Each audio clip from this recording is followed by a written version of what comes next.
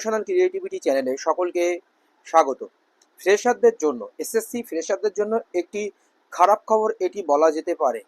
কারণ এখানে জানেন যে এসএসসিতে যারা আনটেইন্টেড শিক্ষক শিক্ষিকা ছিলেন প্রায় 16,000 থেকে 18,000, তার মধ্যে থেকে 14,000 কি 15,000 আবেদন করেছে, বা অনেকে অন্য অন্য চাকরিতে ফিরে যাচ্ছে, বা অন্য অন্য অনেক বিষয় রয়েছে, সেই নিয়ে আমরা জানি বিষয়টা। কিন্তু দেখা যাচ্ছে যে 35,000 মতো শিক্ষক শিক্ষিকা এখানে অভিজ্ঞতার নাম্বার পেয়ে, ছাড় পেয়ে তারা আবেদন করবে এসএসসিতে।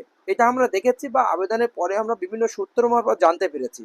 কিন্তু একটি গুরুত্বপূর্ণ তথ্য সামনে এলো, যেটি ফ্রেশারদের জন্য খুবই ক্ষতিকারক। কেন বলবো?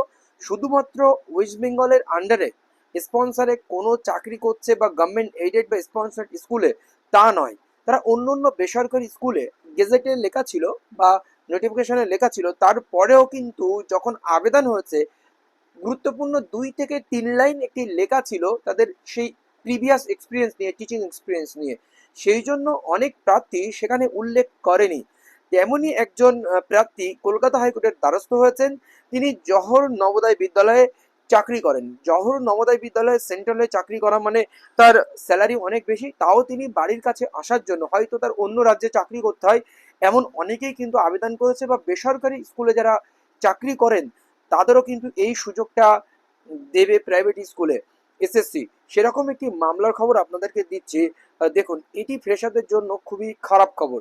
Petitioner participated in second state level selection test 2025 for the post of assistant teacher for class 9-10. However, in reference to a documents at page 53 of the writ petition, 53 writ পিটিশনের 53 নম্বর পেজে একটি গুরুত্বপূর্ণ রেফারেন্স দেওয়া হয়েছে ডকুমেন্টসের, সেটা আপনাদের শো করবো আমি, দেখবেন। It is submitted on behalf of the petitioner that she could not disclose her past teaching experience in connection with service she rendered as a teacher in Johor Navodaya Vidyalaya. সে জওহর নবোদয় বিদ্যালয়ের যে চাকরি করেন তার past teaching experience হিসেবে could not disclose, say disclose করতে পারেনি 53 নম্বর পেজে যে ডকুমেন্টসটি রয়েছে সেটার উপরে ভিত্তি করে, যেটি এসএসসি সেই গাইডলাইন দিয়েছিল। It is also submitted that at the heading of the page, which was available online on the website of the West Bengal Central School Commission for Short Commission, it was stated whether the applicant is working as assistant teacher in any aided sponsored school under West Bengal government. Since petitioner was not working in a school run and aided by West Bengal government, she did not indicate her past experience as assistant teacher while submitting her online application. Prayer is made for awarding marks to the petitioner considering her first experience as a teacher of Johor Navodaya Vidyalaya. এবার বিষয়টি দেখুন, এখানে জওহর নবোদয় বিদ্যালয়ে উনি চাকরি করেন, কিন্তু যখন আবেদন করতে গিয়েছিলেন সেই 53 নম্বর পেজে যে ডকুমেন্টসটি দেওয়া রয়েছে সেখানে বলা রয়েছে যে কোনো গভর্নমেন্ট এইডেড স্কুলে, ওয়েস্ট বেঙ্গলের গভর্নমেন্ট এইডেড বা স্পন্সর স্কুলে যদি সে চাকরি না করে থাকে সেই সুবিধা সে পাবে না। Page which was available online of the website of the West Bengal central school commission in any aided বা sponsor school under the West Bengal government. এই সুবিধা সে করে কিনা, ইয়েস আর নো। যদি ইয়েস করে তাহলে সেই সুবিধাগুলো পাবে, এমন একটা বিষয় কিন্তু ছিল।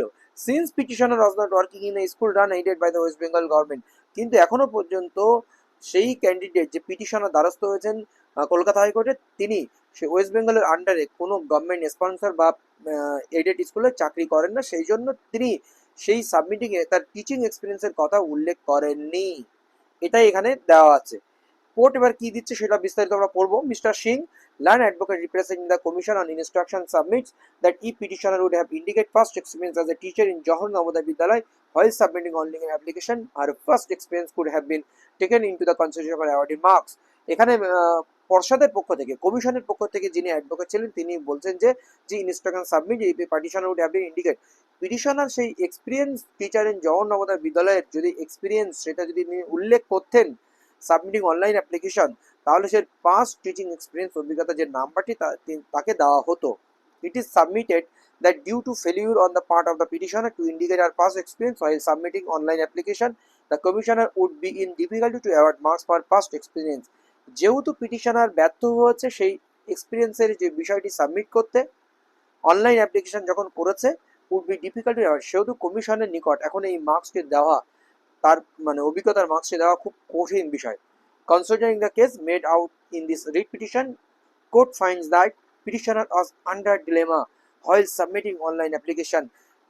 পিটিশনার উভয় সংকটে ছিল, আন্ডার ডিলেমা, যখন তিনি অনলাইন অ্যাপ্লিকেশন সাবমিট করেছে। কারণ she would indicate her past experience due to heading of relevant page। সেই পেজে 53 নম্বর পেজে হেডিং এ কি লেখা ছিল সেটার উপরে ভিত্তি করে which was available on the website of the commission। কমিশনের ওয়েবসাইট এখন অ্যাভেলেবেল রয়েছে। It is evident from the copy of relevant page which is at page 53 of writ petition that at the heading it is stated 53 নম্বর পেজে লেখা ছিল যে আবেদন করার সময় টিচিং এক্সপিরিয়েন্স দেওয়ার সময় are you working as assistant teacher in any aided sponsor school under West Bengal government. West Bengal গভর্নমেন্টের আন্ডারে কোনো স্কুলে কিন্তু আপনি কি চাকরি করেন, সেটা কিন্তু এই লাইন দুটি কিন্তু 53 নম্বর পেজে রিট পিটিশনে এখানে উল্লেখ করেছে যে কমিশনের ওয়েবসাইটে আবেদন করার সময় এই কথাটি দেওয়া ছিল।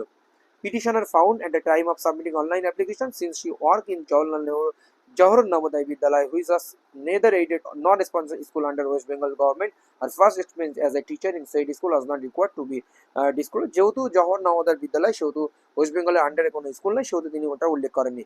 However, after hearing learned advocate representing the commission, it appears that disclosure of the past experience as a teacher in Jawaharlal Navodaya Vidyalaya would make the petitioner eligible to awarded marks of the সেখানে কমিশনের পক্ষে যিনি advocate ছিলেন তিনি স্বীকার করেছেন তাকে কমিশনে জানানো হবে বা কমিশনে তাকে অ্যাপিয়ার হতে হবে, জওহর নবোদয় বিদ্যালয়ে যে মার্কসটা তাকে অ্যাওয়ার্ড করা হবে।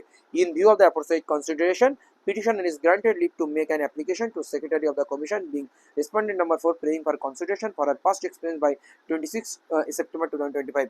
26 সেপ্টেম্বর 2025 এর মধ্যে ক্যান্ডিডেটকে অ্যাপ্লিকেশন করতে বলা হচ্ছে সেক্রেটারি অফ কমিশনের নিকট, সে কিন্তু এই এক্সপিরিয়েন্স নম্বরটা পেয়ে যাবে।